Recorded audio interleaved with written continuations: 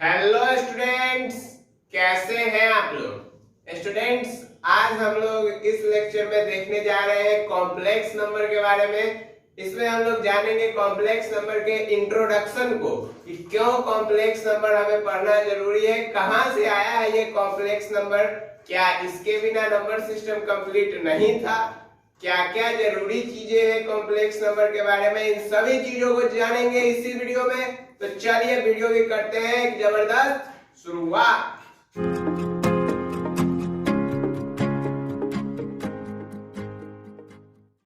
तो देखिए स्टूडेंट्स, सबसे पहले हम लोग इस चैप्टर में बात करने वाले हैं अपने एक मैथमेटिशियन जिसका नाम था महावीरा।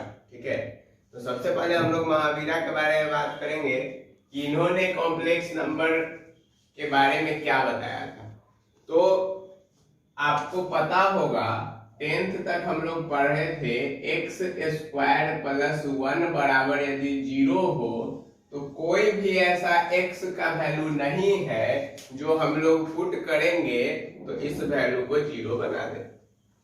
कोई भी ऐसा x नहीं था। ठीक है, मतलब यदि हम लोग यहाँ से x का वैल्यू निकालें तो x बराबर माइनस रूट अंडर 1 आ जाता, रूट अंडर माइनस। ठीक है, तो यदि अब ऐसा होता, ठीक है, ऐसा होता तो हम लोग क्या करते थे, हम लोग बोलते थे कि जो डी आ रहा है हमारा क्वाड्रेटिक इक्वेशन का, वह एग्जिस्ट नहीं करेगा, मतलब रियल रूट नहीं देगा। ठीक है, लेकिन रियल रूट नहीं देगा तो इमेजिनरी रूट देगा। ठीक है, तो रियल रूट यदि नहीं देगा तो इमेजिनरी रूट देगा, तो वही इमेजिनरी रूट जो देगा उसी इमेजिनरी रूट को हम लोग कहते हैं कॉम्प्लेक्स नंबर।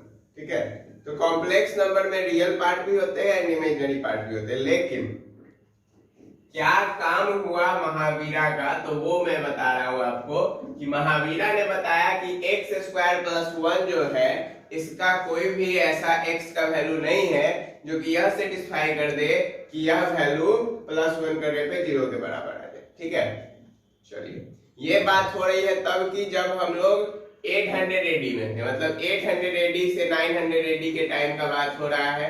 ठीक है, उसके बाद एक और मैथमेटिशियन आए, ठीक है, जिसका नाम था यूलर। ठीक है, जिसको कि बहुत लोग आइलर भी कहते हैं। ठीक है, तो इन्होंने क्या बताया, इन्होंने दिया एक टर्म।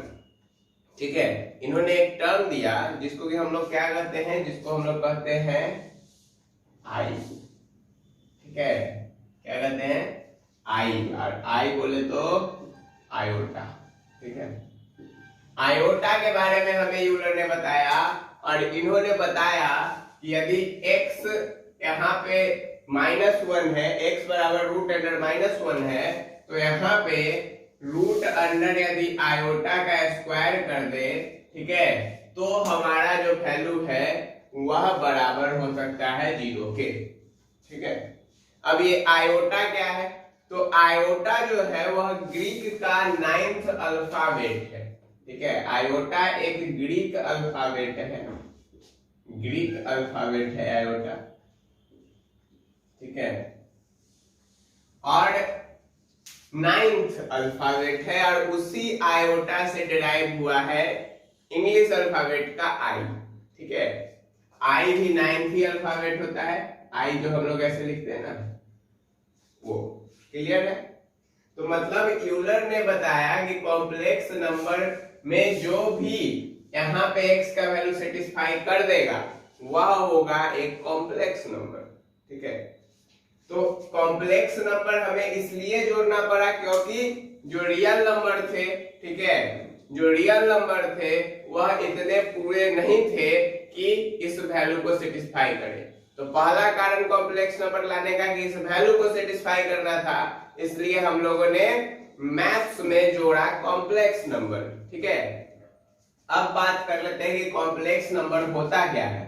तो देखिए, ऐसा कोई भी नंबर, ठीक है, ऐसा कोई भी नंबर जिसको कि हम लोग ऐसे लिखते हैं, कैसे लिखते हैं, x प्लस आयोटा y।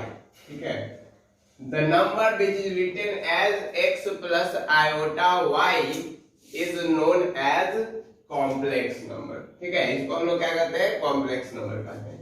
यहाँ पर x जो है वह भी रियल होगा और y जो है वह भी रियल होगा, ठीक है, लेकिन यह जो पोर्शन है x ये रियल होगा और आयोटा y वाला जो पोर्शन है यह आपका इमेजिनरी होगा। क्लियर है, कोई परेशानी नहीं है, इतना बात समझ में आया, कोई समस्या नहीं। चलिए, और यह इमेजिनरी क्यों होगा, क्योंकि आयोटा हमने एक इमेजिनरी टर्म माना, ठीक। अब देखिए, हमने आपको बताया कि रूट अंडर -1 है, तो इसको हम लोगों ने क्या कहा है, इसको हम लोगों ने कहा है रूट अंडर आयोटा स्क्वायर, ठीक है, रूट अंडर आयोटा स्क्वायर। इसका मतलब -1 का जो वैल्यू होता है वह होता है आयोटा स्क्वायर के बराबर, ठीक है। उसके बाद आयोटा, ठीक है, आयोटा जो है वह आयोटा के ही बराबर रहता है।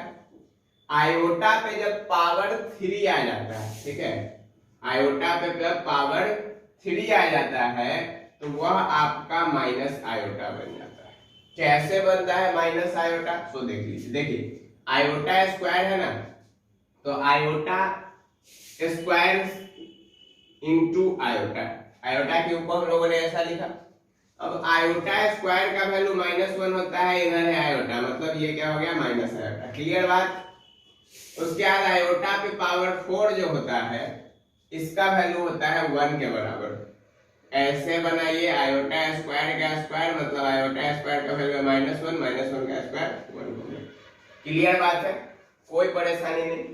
एक नंबर जिसको x प्लस आयोटा y के फॉर्म में लिख सकते हैं उसको कहते हैं कॉम्प्लेक्स नंबर। उसके बाद हमने कहा कि रूट अंडर -1 जो है वह उसका वैल्यू है आपको किसके बराबर, आयोटा स्क्वायर के बराबर रूट अंडर में, मतलब -1 का वैल्यू हो गया आयोटा के बराबर। तो यहाँ से आपका आयोटा का वैल्यू आयोटा के बराबर, आयोटा क्यूब का वैल्यू आयोटा के माइनस आयोटा के बराबर, आयोटा टू द पावर 4 का वैल्यू 1 हो गया। क्लियर। अब देखिए, कॉम्प्लेक्स नंबर को हम लोग रिप्रेजेंट कैसे करते हैं, रिप्रेजेंटेशन ऑफ कॉम्प्लेक्स नंबर। तो कॉम्प्लेक्स नंबर को हम लोग रिप्रेजेंट करते हैं z से, ठीक है, z बराबर 2 + 3 आयोटा, इस तरह से, ठीक है, z बराबर 5 आयोटा, z बराबर 0 + 2 आयोटा, ठीक है, इस तरह से। क्लियर है। अब देखिए यहां पर ये जो z बराबर हमने लिखा, तो ये आपको z क्या है, z बताता है कि नंबर जो है वह कॉम्प्लेक्स है, ठीक है। अच्छा, z से हम लोग जानते हैं कि यदि सेट्स का बात कर ले, ठीक है, तो उसमें हम लोग ये भी जानते हैं कि z को हम लोग क्या कहते हैं, इंटीजर्स कहते हैं। तो यहाँ पर भी z है, तो इसके लिए जब सेट में बात करते हैं, सेट ऑफ कॉम्प्लेक्स नंबर, किसकी बात कर रहा हूं मैं, set of complex number, set of complex number, तो इसको हम लोग c से रिप्रेजेंट करते हैं।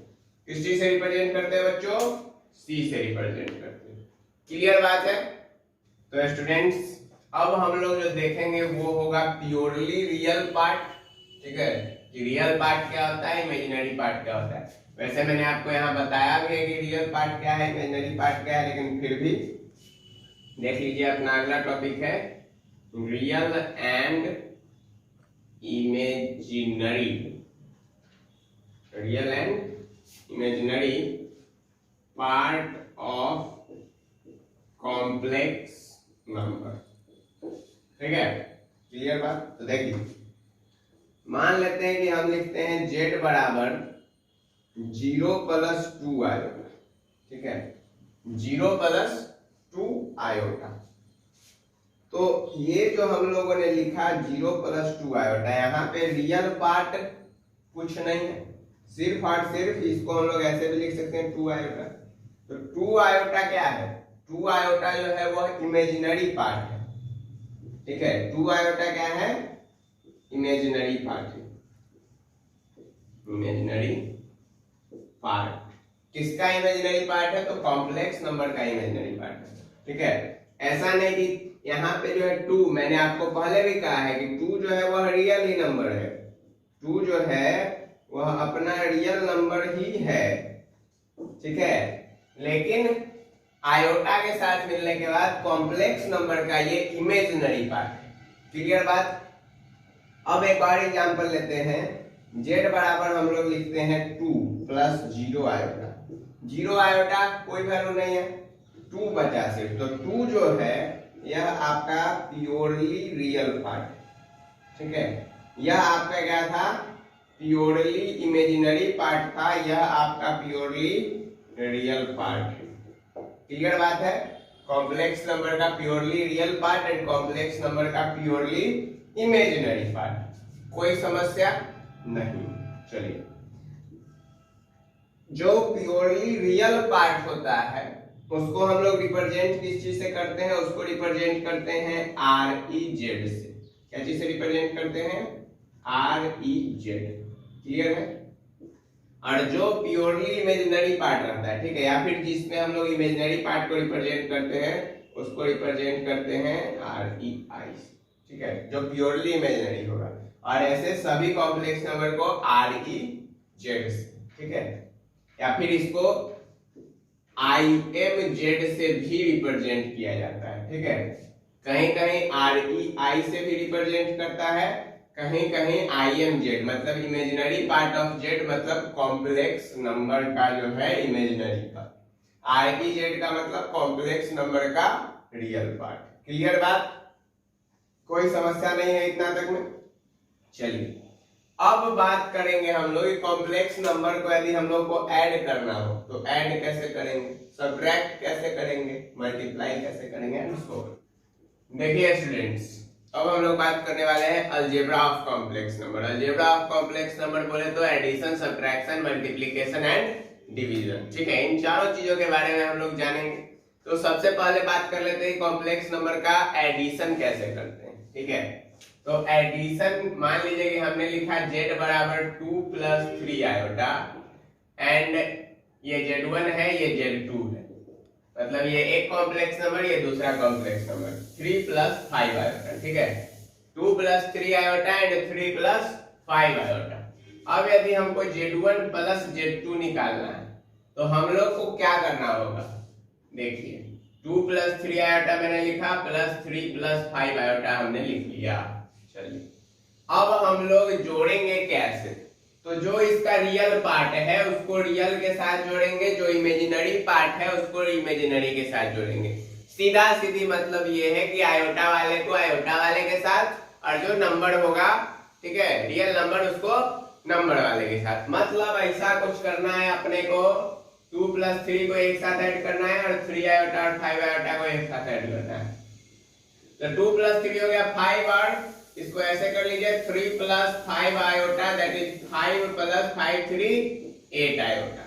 ये आपका क्या हो गया, एडिशन हो गया। एडिशन कैसे किया, समझ में आया बात, कि हम लोगों ने दोनों को जोड़ा, ठीक है, और जोड़ने के बाद कुछ इस प्रकार से यह आ गया।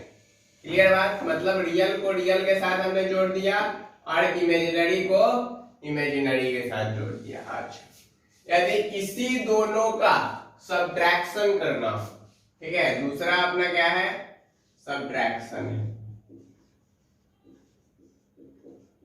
तो सब्ट्रैक्ट कैसे करेंगे, देखिए z1 माइनस z2 बराबर 2 plus 3 iota minus 3 plus 5 iota, ठीक है। अब देखिए ये कुछ ऐसा कर लीजिए, 2 plus 3 iota minus 3 minus 5 iota, ऐसा कुछ बन गया। अब ये बन जाएगा 2 माइनस 3 और प्लस 3 आयोटा माइनस 5 आयोटा, मतलब ये हो गया -1 प्लस 3 माइनस 5 आयोटा, मतलब -1 प्लस -2 आयोटा, ठीक है। आप बीच का साइन चेंज भी कर सकते हैं अकॉर्डिंगली, ठीक है, मतलब -1 -2 आयोटा भी हम लोग यहाँ पे लिख सकते हैं। क्लियर बात, समझ में आया, मतलब कि रियल को रियल के साथ जोड़ने का, इमेजिनरी को इमेजिनरी के साथ जोड़ने का, यदि सब्ट्रैक्ट है तो रियल को रियल से घटाने का और इमेजिनरी को इमेजिनरी से घटाने का, ठीक है, कोई समस्या नहीं। अब बात करते हैं कि मल्टीप्लाई यदि, ठीक है, तीसरा है मल्टीप्लीकेशन। तो ये कैसे करेंगे हम? तो देखिए, यही Z1 और Z2 यही रखते हैं, तो Z1 ठीक है इंटू Z2, डॉट से हम लोग दिखाते हैं मल्टीप्लाई को। तो ये हो गया 2 + 3 आयोटा इंटू 3 + 5 आयोटा। अब ऐसा वाला मल्टीप्लीकेशन आप लोग जानते होंगे, ठीक है, कैसे करते हैं? हर एक टर्म के साथ 2 into 3 + 5 iota plus 3 iota into 3 + 5 iota. कोई समस्या नहीं है, क्लियर है? और 2 3 जा होता है अपना 6 और 5 जा होता है 10, तो 6 + 10 आयोटा प्लस 3 3 जा कितना होता है 9 और 3 5 जा होता है 15, ठीक है। और आयोटा आयोटा मल्टीप्लाई होके आयोटा स्क्वायर हो जाएगा। ये बात यहाँ पे ध्यान रखना है, आयोटा आयोटा मल्टीप्लाई होके आयोटा स्क्वायर हो जाएगा। अब देखिए ये हो गया 6 + 10 आयोटा और 9 आयोटा कितना हो गया 19 आयोटा। और आयोटा स्क्वायर का वैल्यू हमें पता है, आयोटा का वैल्यू आयोटा ही होता है, ये बात पता है। आयोटा स्क्वायर का वैल्यू हमको पता है कितना होता है -1, तो हम लोग यहाँ पुट करेंगे उसको। तो 6 + 19 आयोटा प्लस यहाँ पे डायरेक्ट -15 लिखते हैं, प्लस को हटाइए, तो यहाँ पे 15 - 6 कितना हो जाएगा 9, क्योंकि 15 नेगेटिव में है तो माइनस साइन आ गया, और प्लस 9 आयोटा, मतलब -9 + 9 आयोटा इसका मल्टीप्लीकेशन आया। क्लियर बात? अब बात कर लेते हैं कि यदि डिवीजन होगा तब क्या होगा। देखिए डिवीजन के लिए हमें करना पड़ेगा Z1/Z2, ठीक है, Z1/Z2। अब जब Z1/Z2 करेंगे तो 2 + 3 आयोटा बाई 3 + 5 आयोटा। अब इसका यहाँ पे कुछ होना जाना है नहीं, तो यदि नहीं होगा यहाँ तो हम लोग को करना क्या पड़ेगा, हम लोग रेशनलाइज करेंगे। तो 3 - 5 आयोटा इंटू 3 - 5 आयोटा, ठीक है।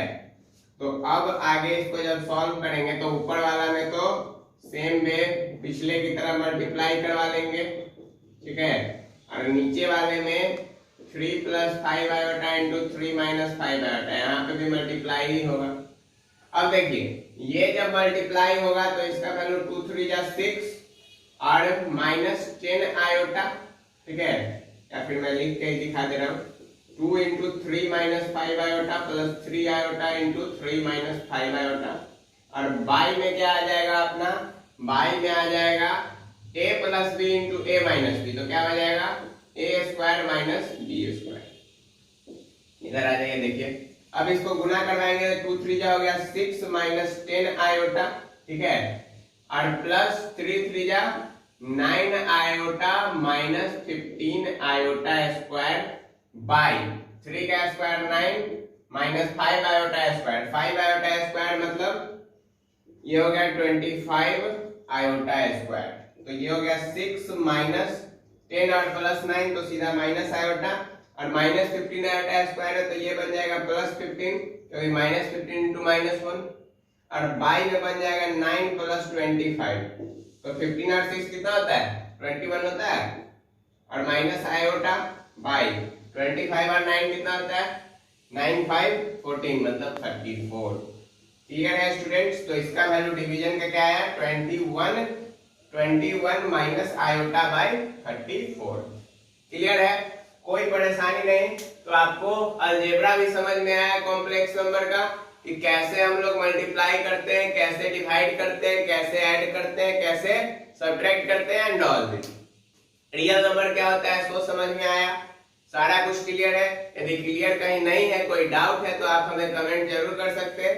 तो इस लेक्चर में इतना ही, फिर मिलेंगे नेक्स्ट लेक्चर में अलग अलग सवालों के साथ, ठीक है, कि कैसे कैसे सवाल होते हैं कॉम्प्लेक्स नंबर में, कैसे उनको हम लोग सॉल्व करते हैं। तब तक के लिए हंसते रहिए, मुस्कुराते रहिए। Love you all.